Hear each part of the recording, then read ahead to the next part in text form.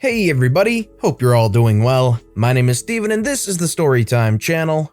Just a quick reminder that I do giveaways every single week, so if you're interested and don't know how to enter, just stay tuned until later in the video and I'll tell you exactly how to. That said, we've got some malicious compliance stories, so let's jump right into our first story of the day by Livy Kitty 2332. You want me to call IT for a non-work important issue during crunch time? Okay. This is currently happening and it's both frustrating and a lesson to those who may be looking to start a company with strict password requirements. So I work in a company that handles personal financial info.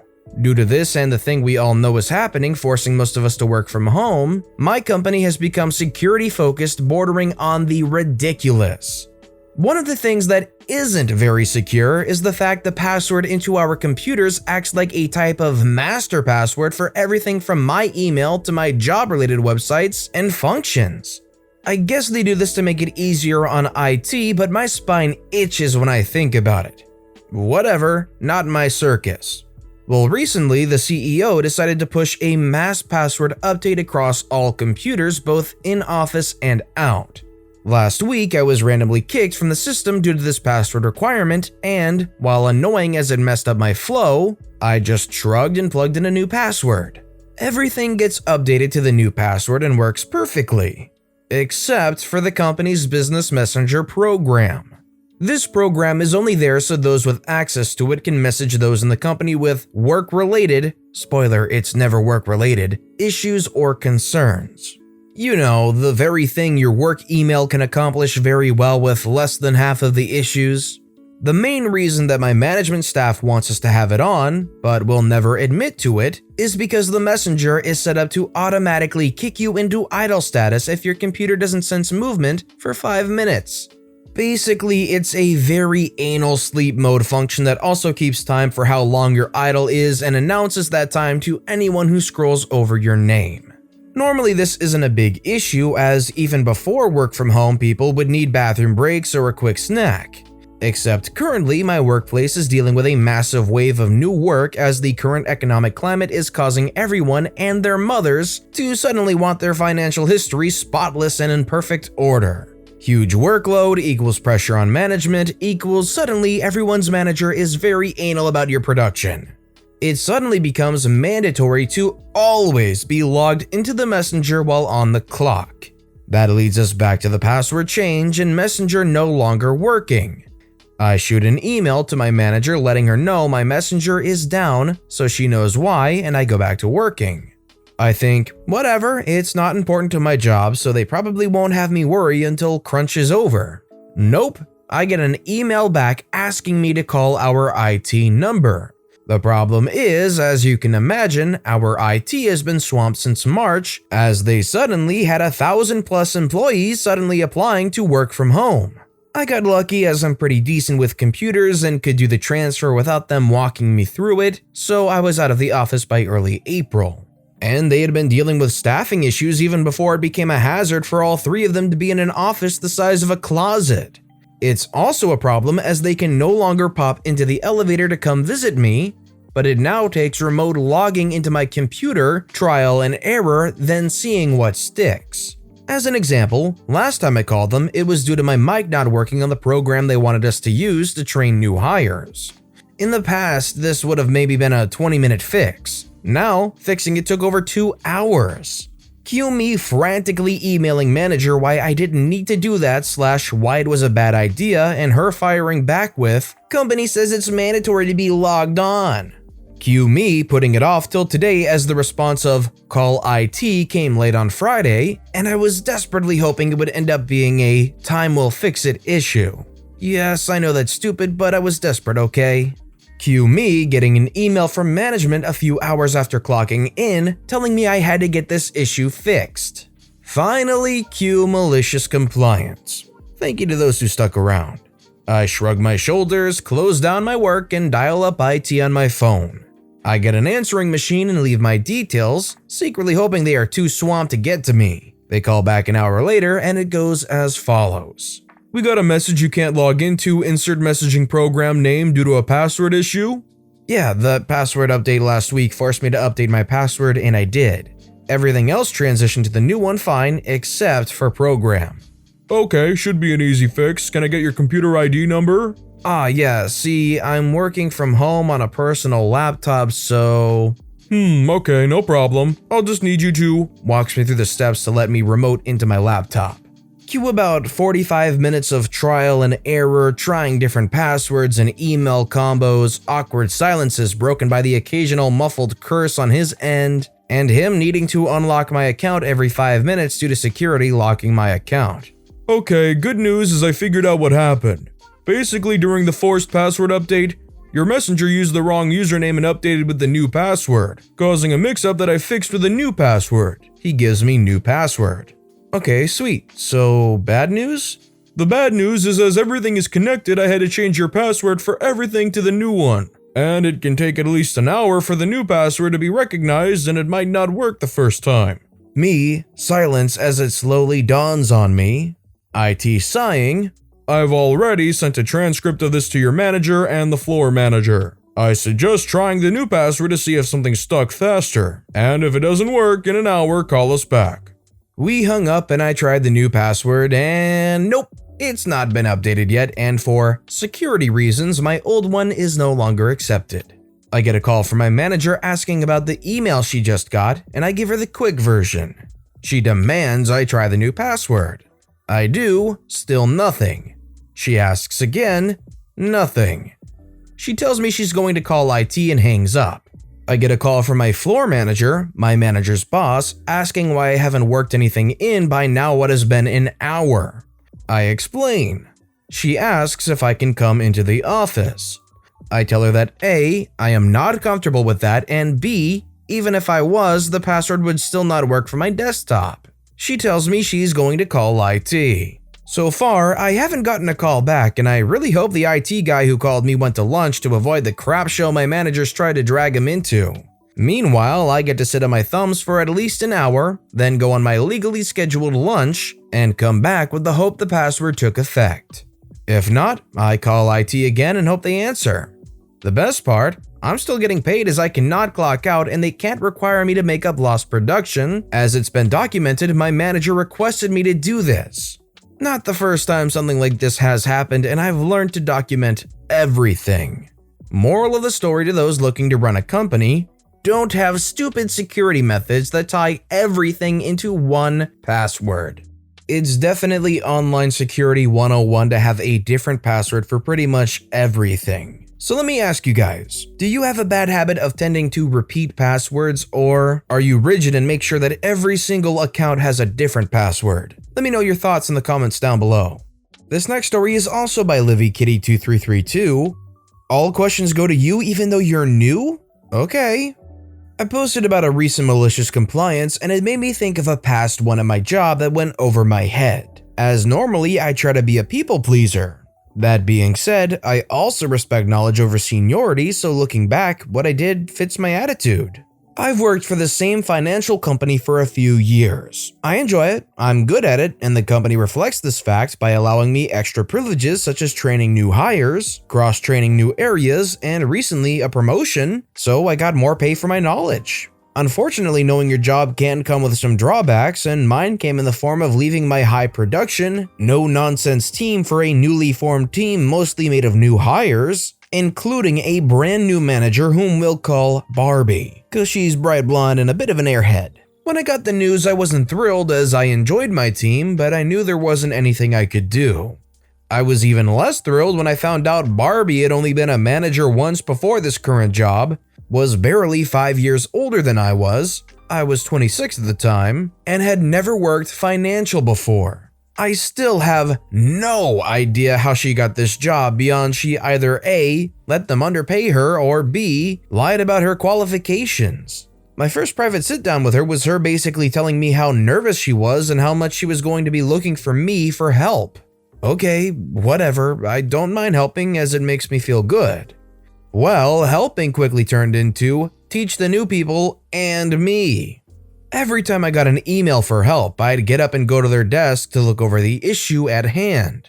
9 out of 10 times, if I looked behind me, I'd find Barbie there next to me watching and listening as I explained the answer to the question. I'd ask the rep if they understood and would have to answer their and her questions before going back to my own job. Apparently, other senior reps dealt with this as well, as a few of them started making jokes when Barbie was at lunch. A few managers threw barbs in as well, as anytime a rep asked Barbie a question, she would run off to find another manager for the answer. Which I understand for the harder questions, but she did this for everything, even questions about the most basic task of our jobs. Fast forward a few months, and by now, none of the senior reps really liked her. She had chased away our team lead because the lead would constantly be getting questions or interrupted while doing side projects, so Barbie could annoy her with questions or about a case review that couldn't wait. It got to the point that the team lead moved her workstation to another area just to avoid Barbie and told her straight up to buzz off. Only less PG, as my old team lead had an attitude. Well, I guess Barbie suddenly decides that she's going to pull the "I'm the manager" card because we get an email saying all questions, reviews, system errors, etc. need to go to her and her alone. Okay, I and a few seniors shoot back some concerns. What about when you're at lunch? The rep can notate the account as pending review and move on. What about if you're in a meeting or with another rep? See above answer. What if we get a question from a rep? Forward them to me. Do not answer their questions. I'm the manager and I have more knowledge than you. Q, oh, it's on, witch, and the malicious compliance. Each time a rep sends me a question, I forward it to Barbie and CC the original rep. Each time I even slightly question something on an account, it's sent to Barbie and marked pending review. If a rep made a simple mistake that took a minute tops to fix, it went to Barbie. To top it all off, Barbie is awful at reading her emails. It got to the point reps were coming to me and others saying they had accounts stuck in their workload for days as they never heard back from Barbie. During all this, we finally got a new team lead who was and is one of the best workers on our floor. She's barely older than me, but I'd respect her far more as a manager than Barbie. Barbie moved team lead, so she was sitting next to Barbie's station, which I thought was dumb, as you should move those with more knowledge closer to the newer hires so they can be of more help. Turns out that's what Barbie did. Kinda.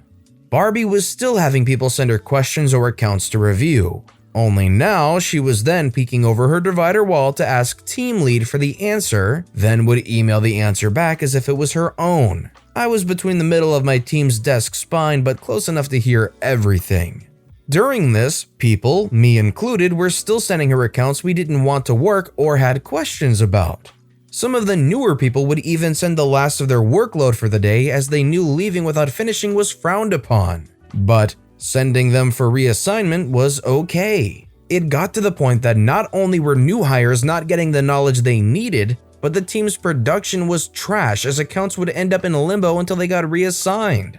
Team members with seniority were jumping ship as fast as they could, and I was eyeing a position on my old team when it finally happens.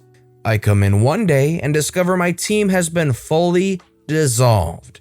The good news is I and team lead, after dealing with Barbie's crap for months, got better team assignments, so we're doing fine. The bad news is Barbie wasn't fired. Instead, she was given a new team as she somehow managed to convince HR the reason production was so low was because the team was 75% new hires who worked slow. Before things went to heck in a handbasket, I asked a friend on Barbie's new team how it was. Apparently, Barbie tried to throw her weight around again but got shut down as she was well known to be clueless. Anyone with a question would reach out to another team member or another manager, but they still threw accounts at Barbie, as now any that she got, she had to work. Listen, Barbie is really good at her job. Her job literally being convincing the people above her that she's a qualified employee, that she's capable of even doing any of this stuff. She must be extremely convincing to them for some reason, somehow. Everybody below her sees right through her, but everybody above her seems to love them for some reason. This next story is by Tiouls. You want my dad to cut his hair? He'll comply. So, as per the title, not my story, but one of my dad's. When he was a teenager, he was attending a Catholic school in Bogota. Being the 70s and him being a young hippie, he had very long hair and the school board let it slide for 2 years without bothering him about it. But along came the new principal, and alas, he was having none of it. At first, he tried to talk my father into cutting it, using arguments like the lack of interest girls would have in a hairy and bit messy lad, or the fact that Jesus liked his children to be neat. But my father didn't oblige. So very soon, the principal started to talk about expulsion. No clear school rules about it, and how my father was going to end up in heck with that rebellious attitude. At first, my dad played it humble, not saying a word other than yes, and of course, every time he would run into that guy, doing every punishment in detention with a sweet smile, eyes to the ground, gentle voice, and always agreeing to the principal's almost daily rants. So one day, after weeks of that dance, the principal finally thinks of asking my dad why in the name of God won't he cut his hair. And here, the genius answers that the name of God is exactly that. Because he loves Jesus so much and wants to honor his faith, he keeps his hair long, the same way the Lord did. Catholic school, remember? That little rat was and still is a ferocious atheist. So here we are. The principal seems to be defeated and my dad is gloating. Is that even a word? If not, blame Google. 3 weeks goes by. Until one day, new school policy, all the boys should have hair at max 5 centimeters long or not be allowed in. And guess what? At the gates was the heckish principal with a smirk on his face, waiting for my dad. He wins. Or does he? Here comes the malicious compliance. Since the new rule stated a maximum length but no minimum, my father decided to go with a full Yul Brynner. Not a single hair left on that cocoa head of his. Bald as an eagle. And to add more outrage to the insult, he made that skull shine like a disco ball. Oils are the secret. Anyway, to the next morning. Again, the principal is at the gates, waiting for my dad. The one sees the other, but the bright smile on my father's lips and the suspicious hat on his head seems to alarm the principal, whom asked to have that thing be removed. And here, with the glorious sunshine of the Colombian morning reflecting light all over his skull, appears my dad, bald, shiny head. An important information I forgot, the principal was also bald like a rock, just not by choice. The redness appearing slowly on the principal's face, promptly followed by a defeated look on his eyes, still makes my father giggle like a child more than 50 years later. That was an absolutely great story and a perfect example of malicious compliance. And the extra touch polishing the bald head, that's pretty good. Make that puppy shine when you gotta reveal that bad boy. So quickly now, I want to explain just how to enter the giveaway. All you need to do is leave a comment on this video relevant to something you saw or heard or liked in any story in that video. That's it, you're entered. But it applies to every single video we upload this week. So to get the best odds at winning the $30 Amazon gift card giveaway, you'll want to leave a comment relating to any of those videos all week long. On Sunday, after the last video has gone out, I'll pick one comment at random and let you know on the following Monday who has won, and then it starts all over again. So make sure you leave a relevant comment on this video and additionally every video I upload this week for the absolute best chance to win. And while you're at it, why don't you go ahead and give the videos a like too, because it helps more than you could imagine. That being said, our final story of the day is by MPX73. Oh, I'll fill your donut, lady. Backtrack to 1987. Times were good, jobs are plentiful, and little 14-year-old me walked into a job as a bakery assistant. Even the 4:30 a.m. starts didn't put me off. I rolled in every Saturday morning and worked like a trooper. About 2 months in, someone complained about their donut not having enough jam in. I wasn't responsible for this, but the lady was having none of it and demanded a new one. Full this time, not like the last one. Well, okay then. In the back of the bakery was the donut filling machine. It was like a jam vat with a spike and a pump handle. I took an already filled donut and put 3 more pumps in. It was quite round. Another pump, and it was looking pretty much fit to burst.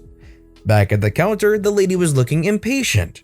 So I hurriedly placed the weaponized donut in a box, gave it to her, apologized, and off she went. The car park was visible from the shop. She made it back there before opening the white box and taking out the sugary goodness she'd asked for. I saw her bite it and recoil in absolute horror as the donut exploded all over her blouse. I laughed my head off. The shop owner found it less funny but realized the irony of it. For a moment, I thought she was going to come in and complain, but she obviously realized she'd gotten exactly what she asked for. She never complained again, but I was also never ever trusted with a donut filling machine again either. I mean, to be fair, it was what they asked for. Even though they made a huge mess all over their blouse, that could have been easily, in their eyes, their own fault for not being careful eating the donut, right? Definitely don't think OP is in the fault here. But with that being said, that's all the time we have for today, so if you enjoyed the stories today, please consider giving the video a like, and if you haven't, subscribe and turn notifications on so you'll never miss an upcoming video. And if you had a favorite story of the day, let me know which one and why in the comments down below. But no matter what you did, whether it was liking, commenting, subscribing, whatever you did, thank you all so very much for supporting me right here on the Storytime channel. I hope you all have a wonderful day, and as always, I'll be back tomorrow with more Reddit stories right here on the Storytime channel.